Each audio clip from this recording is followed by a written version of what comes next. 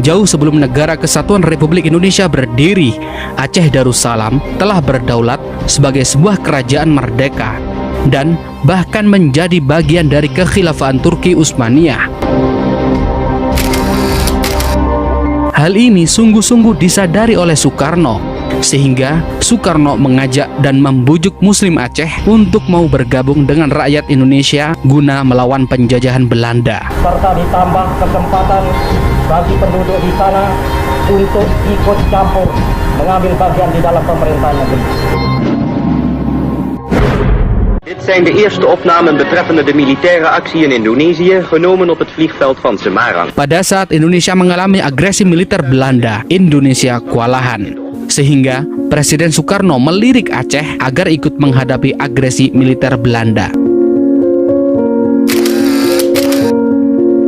Akhirnya, pada bulan Juni 1948, Presiden Soekarno melakukan muhibbah mendatangi Aceh Darussalam. Di Aceh, Presiden Soekarno disambut gagap gempita oleh rakyat Aceh dan ditampuk sebagai pemimpin oleh para tokoh setempat. Presiden Soekarno dengan sengaja menemui Daud Bereh. Soekarno selaku Presiden Indonesia memanggil Daud Bereh dengan sebutan kakak atau kakanda.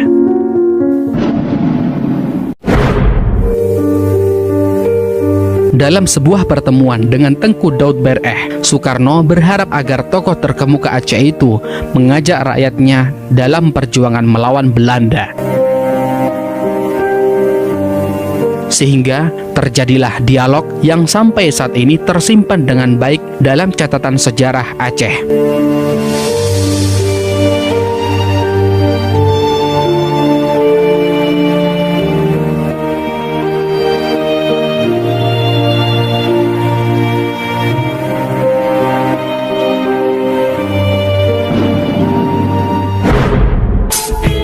Soekarno-Hatta ke Aceh datang, mohon bantuan untuk bangun negara. Dalam buku kisah kembalinya Tengku Muhammad Daud Bereh ke Pengakuan Republik Indonesia karya Muhammad Nur El Ibrahimi menceritakan pertemuan antara Daud Bereh dan Presiden Soekarno. Inilah dialog Presiden Soekarno dengan Tengku Daud Bereh. Presiden Soekarno kepada Daud Bereh, "Kakak, saya minta bantuan kakak agar rakyat Aceh turut mengambil bagian dalam perjuangan bersenjata yang sekarang sedang berkobar antara Indonesia dan Belanda untuk mempertahankan kemerdekaan yang telah kita proklamirkan pada 17 Agustus 1945 kemarin." Daud Bereh menyambut ajakan Soekarno dengan senang hati. Kemudian Daud Bereh menjawab, "Saudara Presiden, saya menyatakan sanggup memenuhi permintaan tersebut asalkan perang yang dikobarkan adalah perang sabilillah, perang untuk menegakkan agama Allah. Sehingga kalau ada di antara kami yang terbunuh dalam perang itu, maka kami berarti mati syahid." Kemudian Soekarno mengiyakan permintaan Daud Bereh. Soekarno menegaskan, "Kakak, memang yang saya maksudkan adalah perang seperti itu, perang yang telah dikobarkan oleh pahlawan-pahlawan Aceh yang terkenal seperti Tengku Cik Ditiro, Cut Nyadin, dan Tengku Umar, yaitu perang yang tidak kenal mundur dan perang yang bersemboyan merdeka atau mati." Daud Bereh menjawab, "Kalau begitu, kedua pendapat kita telah bertemu Saudara Presiden. Dengan demikian, bolehlah saya mohon kepada Saudara Presiden bahwa apabila perang telah selesai, rakyat Aceh diberikan kebebasan menjalankan syariat Islam." Akhirnya permintaan ini juga dikabulkan oleh Soekarno. Soekarno menegaskan, "Kakak, hal itu kakak tidak usah khawatir sebab 90% rakyat Indonesia beragama Islam." Kemudian Daud Bereh menegaskan kembali, "Tapi maafkan saya Saudara Presiden kalau saya terpaksa mengatakan bahwa hal itu tidak menjadi jaminan bagi kami. Kami menginginkan suatu kata ketentuan dari Saudara Presiden." Kemudian Soekarno menjawab, "Kalau demikian saya setujui permintaan kakak itu." Dan kemudian Daud Bereh menyatakan, "Alhamdulillah, atas nama rakyat Aceh, Saya mengucapkan terima kasih banyak atas kebaikan saudara presiden. Kami mohon sudilah kiranya saudara presiden menulis sedikit di atas kertas ini, kata Daud Bereh seraya menyodorkan selembar kertas kepada Soekarno.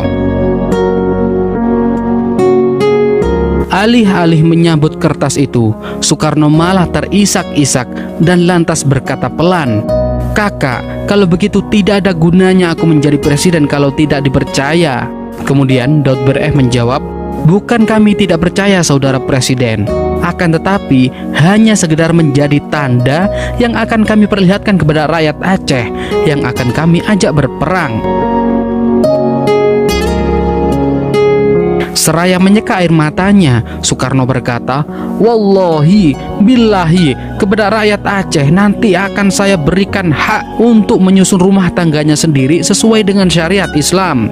Dan wallahi, saya akan mempergunakan pengaruh saya agar rakyat Aceh benar-benar nanti dapat melaksanakan syariat Islam di daerahnya." Nah, apakah kakak masih ragu-ragu juga?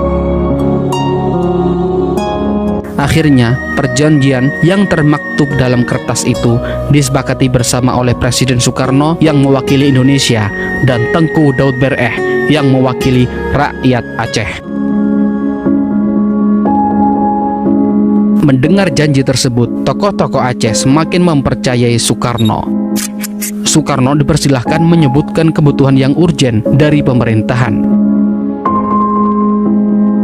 Akhirnya, Presiden Soekarno mengatakan, alangkah baiknya jika Indonesia menjadi kapal udara untuk membuat pertahanan negara dan mempererat hubungan antara pulau dan pulau.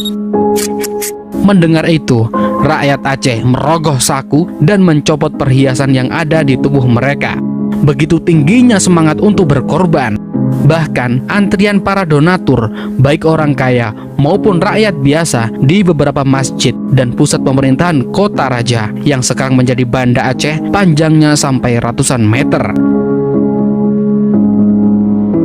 Beberapa jam kemudian terkumpullah dana $120.000 ditambah 20 kg emas. Dengan modal tersebut, Indonesia berhasil membeli pesawat kepresidenan pertama dalam sejarah Indonesia, yaitu F001 Seulawah atau Gunung Emas. Setelah Tengku Daud Bereh berhasil menghimpun dana untuk perjuangan Republik Indonesia, Daud Bereh memohon kepada Presiden Soekarno agar diizinkan diberlakukannya syariat Islam di Aceh. Bung Karno setuju. Sayangnya Soekarno kemudian tidak menepati janjinya. Where are you from? United States.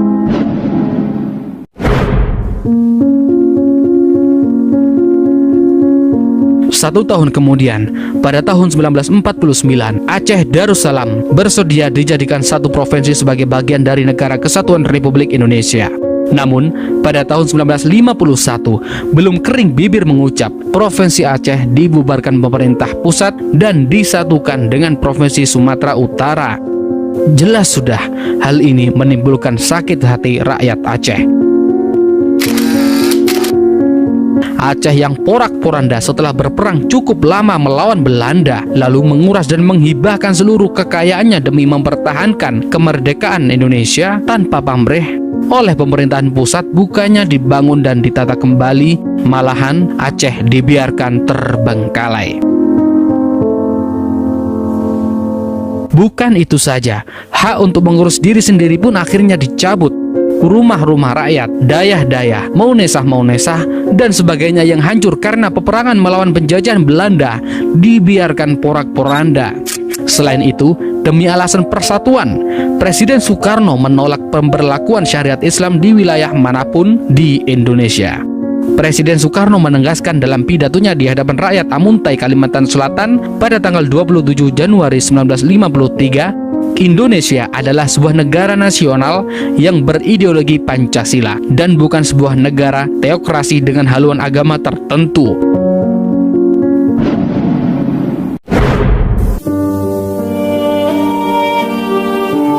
Sebagai bentuk pertanggungjawaban politik, pada September 1953, Tengku Daud Bereh memutuskan masuk hutan dan bergabung dengan DITII atau Darul Islam Sekarmaji Marijan Kartosoewirjo.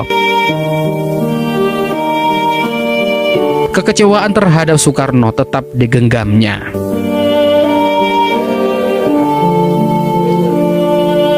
Bung Karno telah menjilat ludahnya sendiri dan mengkhianati janji yang telah diucapkan atas nama Allah.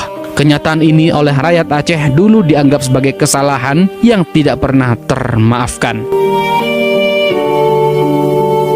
Dari fakta sejarah ini, semoga kita senantiasa mengambil hal positif yang mungkin tidak mengurangi kehormatan sang proklamator Soekarno. Karena selain kondisi Indonesia yang pada saat itu mengalami beberapa serangan Belanda, bahkan berbagai pemberontakan membuat sang proklamator sebagai sosok pemimpin pasti sulit akan membuat suatu kebijakan dan keputusan yang akan diambilnya. Itulah sejarah antara Aceh dan Presiden Soekarno.